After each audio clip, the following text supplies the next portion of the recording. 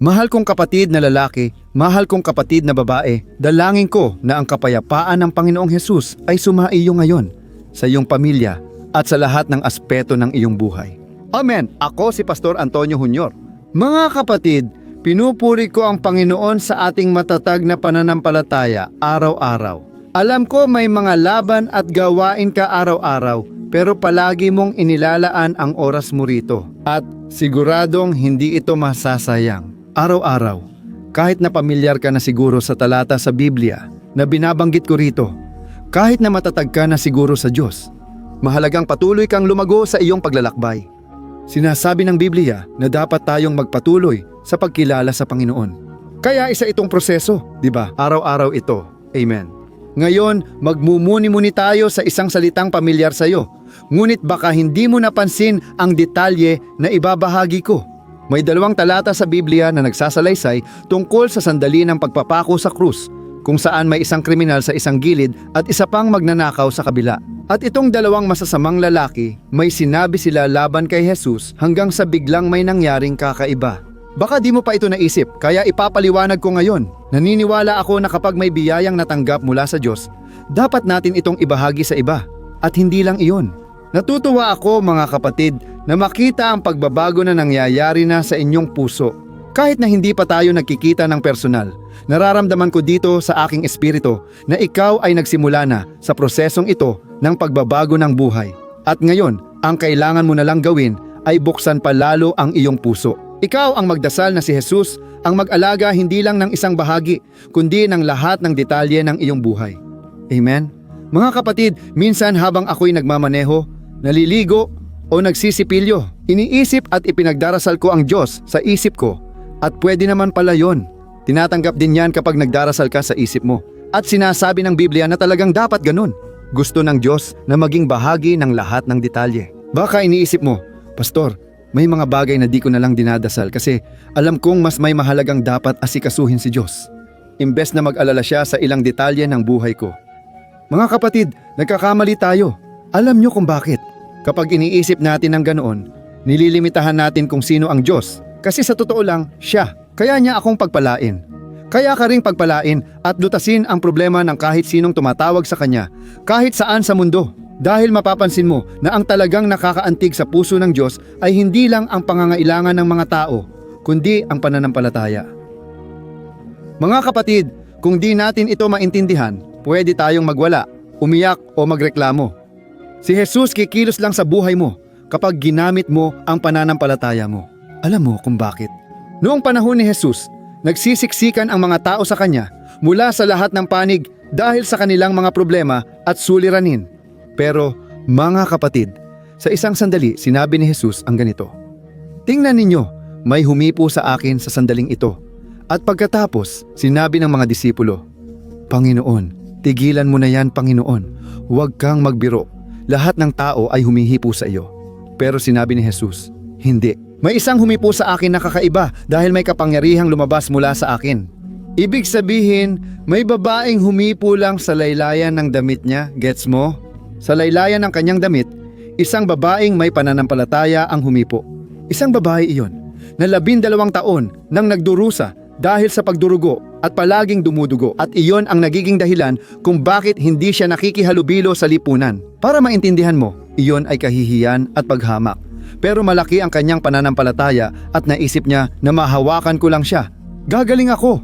Mga kapatid, kamangha-mangha ito dahil sa gitna ng karamihan, nakita ng Diyos ang babaeng iyon at nilapitan niya siya at siya ay lubos na gumaling. Luwalhati sa Diyos. Kahit magkalayo tayo ngayon, walang distansya o hadlang para sa Diyos. Kung makita niya sa iyong puso ang pananampalatayang ito, papasok siya sa iyong buhay at babaguhin niya ang lahat. Babaliktarin niya ang lahat. Mga kapatid, binago niya ang buhay ko at siguradong hindi ako mas magaling kaysa sa inyo. Wala, pare-pareho lang tayo. Pero si Jesus, tiningnan niya ang kahirapan ng puso ko at naawa siya. Amen. Babasahin ko na ang talata para sa iyo. Paki-subscribe na lang sa channel ko sa ibaba. I-activate mo rin ang bell ng notification para hindi ka makaligtan ng kahit anong video na ilalagay ko dito sa channel. Gusto kitang tulungan sa iyong paglalakbay kasama ang Diyos at imbitahan na maging miyembro dito, pindutin mo lang ang buton sa ibaba. maging miyembro. Makakatanggap ka ng 2 digital na libro bilang regalo at makakatulong ka rin sa mga institusyong pangkawanggawa. Dito sa Brazil, sa Africa, Pilipinas at sa napakaraming lugar, nakagawa tayo ng pagbabago. Tama ba? Pinupuri ko ang Diyos para sa iyo.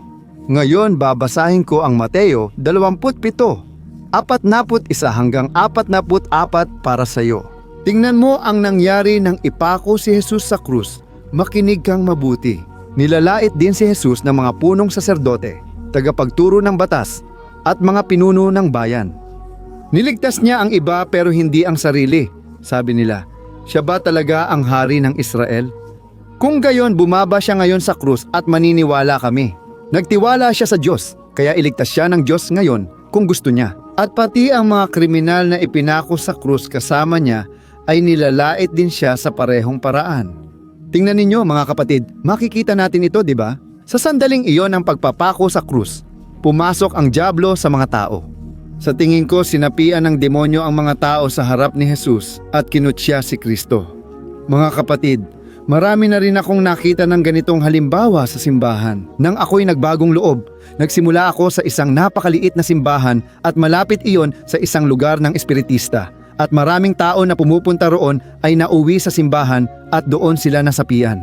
Alam ninyo, ang espiritu, at napansin ko mga kapatid, may mga mura sa bibig ng mga tao.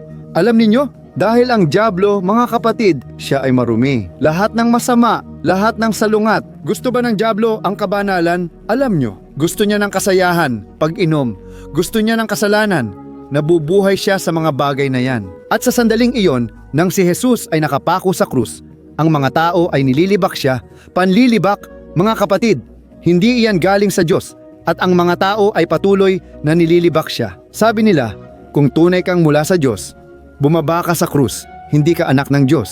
Kaya gumawa ka ng kahit ano, bumaba ka dyan at magsisimula kaming maniwala sa iyo mga kapatid.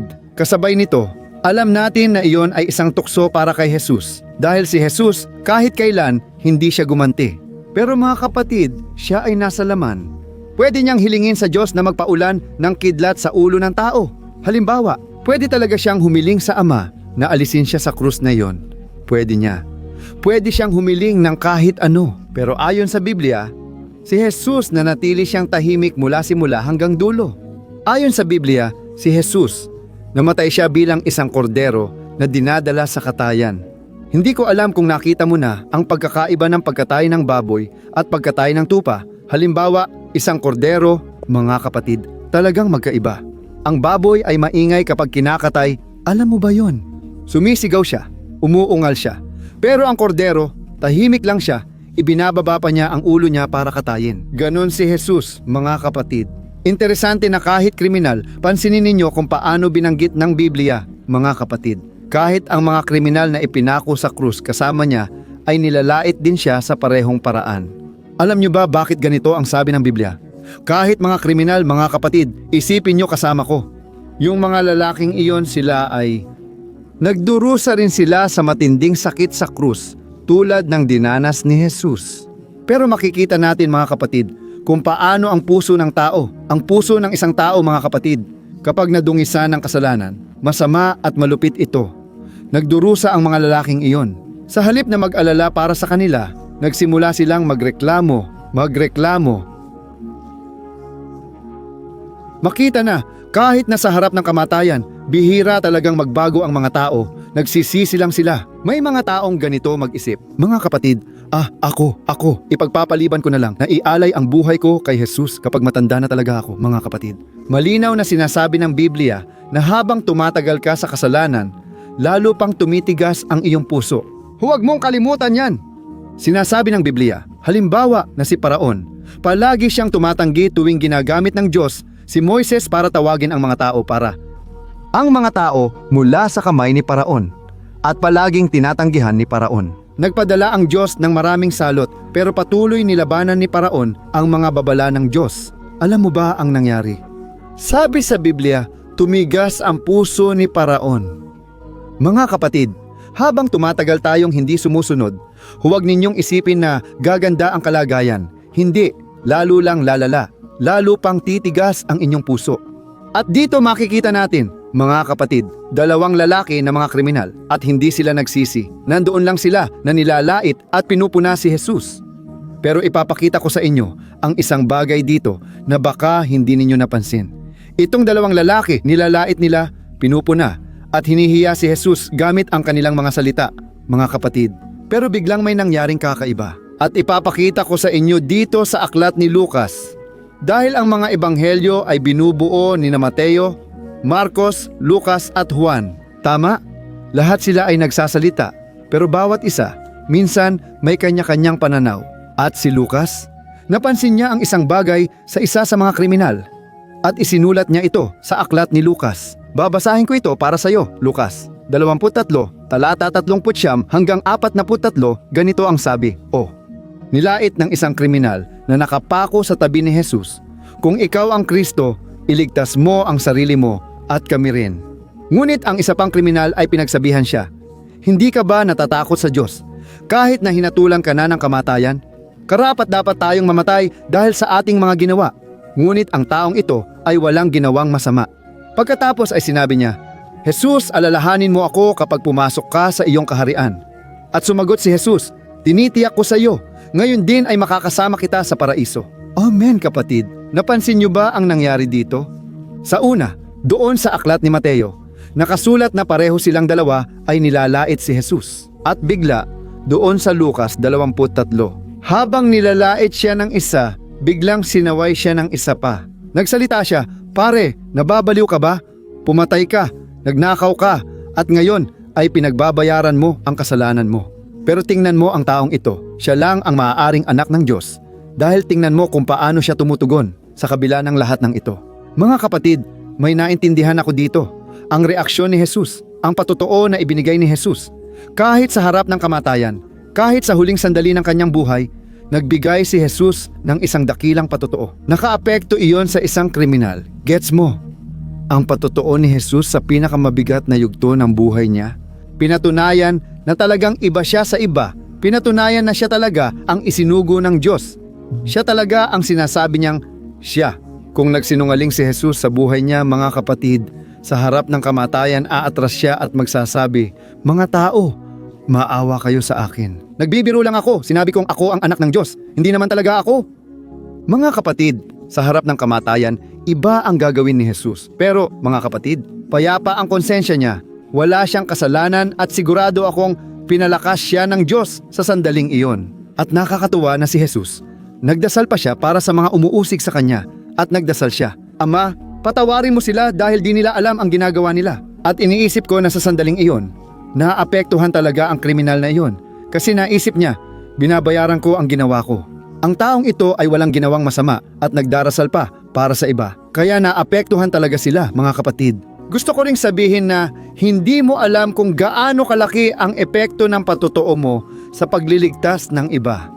Amen! Mga kapatid, kadalasan gusto nating gamitin tayo ng Diyos sa mga himala, lalo na sa ating tahanan at sa panalangin. Diyos, maghimala ka dito.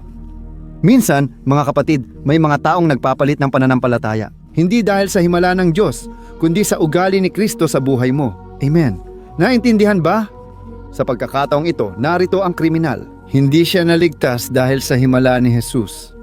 Dahil wala namang himala noon, kundi dahil sa nakita niyang ugali ni Jesus sa gitna ng pagsubok. Mga kapatid, madalas tayong tinitingnan ng mga tao at iniisip nila kung paano natin nakakaya. Paano niya napapanatili ang kanyang pananampalataya? Kahit marami siyang pinagdadaanan, sakit, karamdaman, utang, alam mo, mga kapatid, mga problema sa pamilya, at doon titingnan ka ng tao at kailangan niyang makita si Jesus sa buhay mo. Amen. Naniniwala ako na kinakausap ka ngayon ng Diyos. Patatagin mo ang patotoo mo dahil makapagliligtas ito ng marami. Luwalhati sa Diyos. Sa awit 43, sinabi ito mismo ni David, "Marami ang makakakita sa ginagawa ng Diyos sa aking buhay. Sila'y matatakot at magsisimulang magtiwala rin sa Diyos."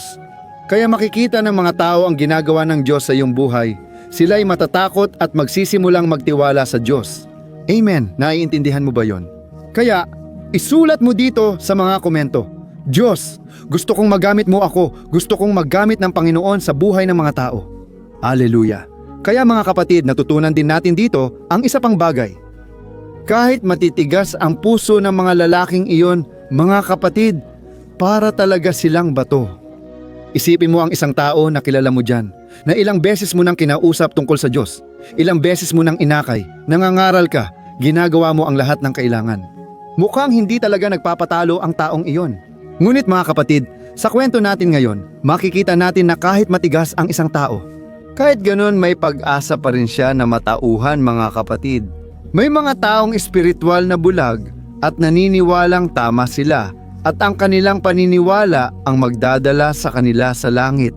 Hanggang sa, mga kapatid, minsan may dumarating na masamang sitwasyon. Minsan dumadaan ang tao sa napakalaking problema. Doon siya nagsimulang magmuni-muni at nakita kung gaano siya naligaw at hindi alam. Naiintindihan mo. Kaya, sa sandaling iyon pumapasok ang biyaya ng Diyos, binabago nito ang pinakamatigas na puso. Ang biyaya ng Diyos, mga kapatid, ay bukas para sa lahat. Habang tayo ay humihinga, ang problema ay hindi natin alam kung hanggang kailan tayo hihinga. Hindi ko alam ang petsa ng pag-alis ko, pero sigurado akong may nakatakda na. Di ko lang alam kung kailan at ang kailangan ko lang gawin ay buksan ang aking puso para kay Jesus ngayon. Amen.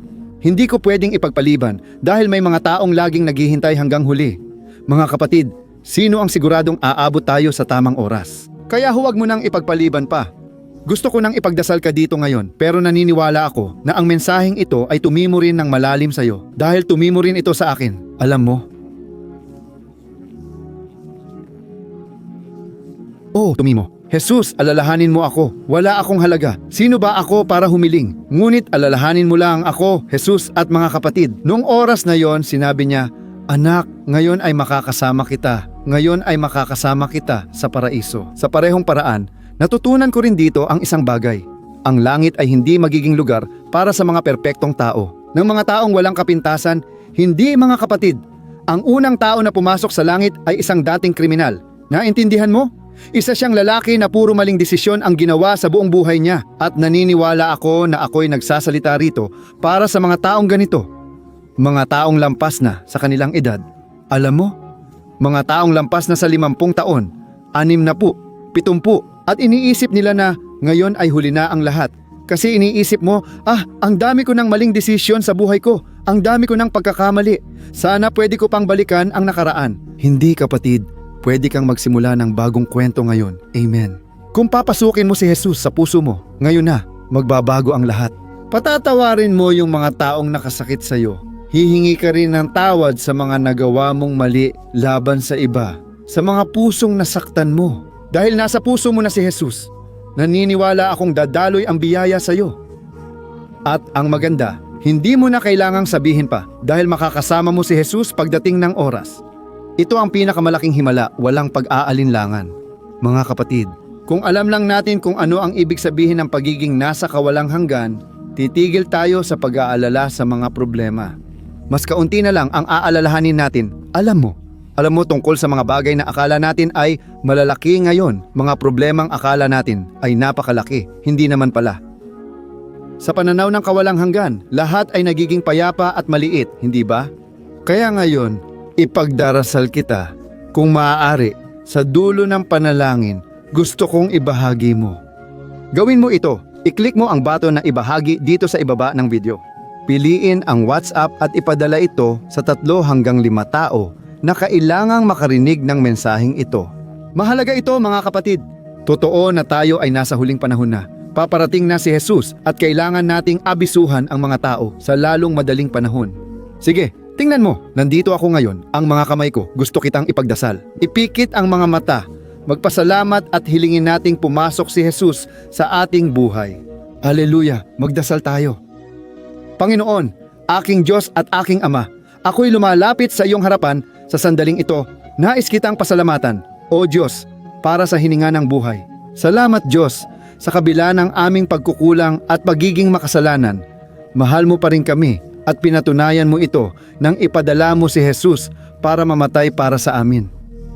Salamat Panginoong Jesus, dahil ibinuhos mo ang iyong dugo para sa akin, para sa aming lahat. Tingnan mo Panginoon, wala kaming paraan para suklian ka. Wala kaming kayang ibalik sa iyo. Ang tanging magagawa namin ay tanggapin ito sa pamamagitan ng pananampalataya. Ang kaligtasan ay ang pagbubukas ng aming puso at paniniwala na ikaw, Panginoon, ang Mesiyas, ikaw ang Kristo, ang anak ng Diyos na buhay. Salamat, Jesus, sa iyong pagtitiis, sa hindi pagsuko sa tukso, at sa pagpapanatili ng pananampalataya hanggang wakas. O Panginoong Jesus, ngayon ay nakaupo ka sa kanan ng Ama, namamagitan ka para sa amin. Naniniwala akong ngayon may mga taong humihiling ng himala. Aking Ama, Diyos, bigyan mo ng mahabang buhay ang taong ito at ang kanyang mahal sa buhay, gawin mo ang iyong kalooban, Panginoon. Ngunit ang aming kagustuhan ay manatili parito sa mundo hanggang sa tawagin mo kami, Panginoon. Ama, nais naming hindi masayang ang mga araw na ibinibigay mo, Panginoon. Dahil sinabi ng iyong salita na sa binigyan ng marami, marami rin ang hihingin. Ayaw naming, Ama, na masayang ang buhay namin. Gusto naming maging mabuti, mag-akay ng kaluluwa at magbigay ng patotoo saan man kami magpunta. Dahil dito, humihingi kami ng tawad, Panginoon. Dahil madalas hindi naging tulad ng kay Jesus ang aming patotoo. Sa harap ng mga paratang, ng mga paghamak, sa gitna ng pinakamahirap na sandali, Ama, sa kasamaang palad, kami ay nagkulang, kami ay nagreklamo, kami ay nagbulong-bulungan, at madalas naming sinusuklian ng masama ang masamang ginagawa ng iba sa amin. Ilan ba dito? Ama ko, ako'y nagmumura, nagrereklamo tungkol sa buhay. Maawa ka, Panginoon, bigyan mo kami ng pusong katulad ng kay Jesus. Pusong mapagpatawad, pusong handang magpatawad. Pati yung lalaki sa krus, yung kriminal na nagsisi. O Jesus, naniniwala ako na ang biyaya ay laging bukas hanggang sa ating huling hininga. Pero Panginoon, hindi namin pwedeng ipagpaliban. Kailangan naming ialay ang aming buhay ngayon. Kaya iligtas, palayain, at pagalingin mo ang mga may sakit. Gawin mo ang himala, Panginoon. May mga tao dito, Diyos ko, na pakiramdam nila ay napakalungkot nila, O Diyos. Pakiramdam nila ay nag-iisa sila sa mundong ito na walang nag-aalaga mula sa mga taong malapit sa kanila. Nararamdaman din nila ang kalungkutan sa larangan ng damdamin. Ama ko, ilang mga lalaki at babae ngayon ang umiiyak, naghihirap. Gusto sana nilang magkaroon ng kasama. Gusto nilang may makasama sa paglalakbay sa buhay na ito. Magiging mas madali sana ang lahat. Jesus, sagutin mo ang panalangin ng mga taong ito. Sa kauna-unahang pagkakataon, may mga tao dito na naghahanap ng lalaki o babae ng Diyos o ng kasama. Jesus, tugunin mo ang kahilingang ito ngayon. Gaya ng binigyan mo ako ng asawa, binigyan mo ako ng mga anak, binigyan mo ako ng isang pinagpalang pamilya. Hinihiling ko sa iyo, Panginoon. At iniunat ko ang aking mga kamay. Hinihiling ko sa iyo, bigyan mo ng pamilya, Panginoon. Para sa mga taong ito na ngayon ay walang asawa, mga taong nabiguna sa mga relasyon. Ipakita mo sa kanila, Ama ko, na simula ngayon, maaaring magbago ang lahat. Ama, naniniwala ako na ikaw ay Diyos ng mga himala. At ang ibang mga tao sa paligid natin na hindi naniniwala dito, naway makita nila ang kamay ng Panginoon na kumikilos para sa atin. Panginoon, buksan mo po ang pintuan para sa amin sa lahat ng aspeto, lalo na sa pananalapi. Oh, Jesus, iligtas mo kami sa mga problemang ito at mga utang, bigyan mo kami ng lakas sa trabaho at higit sa lahat ng karunungan para matutong magnegosyo. Kailangan din po namin, Panginoon, ng ikabubuhay. Alam mo po yan, pero naniniwala ako na hindi mo kami pababayaan at hindi mo kami pagkukulangin. At ngayon, iniaalay namin sa iyo ang aming buhay, ang aming mga pangarap, ang aming mga plano at ang aming kinabukasan. Panginoon, ilagay mo po sa iyong mga kamay ang aming mga problema. Hindi na po kami mag-aalala pa dahil ngayon ay nasa iyong pag-aalaga at nasa iyong mga kamay na ang lahat. Sa ngalan ni Jesus, ako'y nananalangin at nagpapasalamat na ako sa iyo sa pamamagitan ng pananampalataya para sa lahat ng ginawa mo dito ngayon at sa lahat pa ng gagawin mo sa aming mga buhay. Amen. Luwalhati sa Diyos. Alleluia.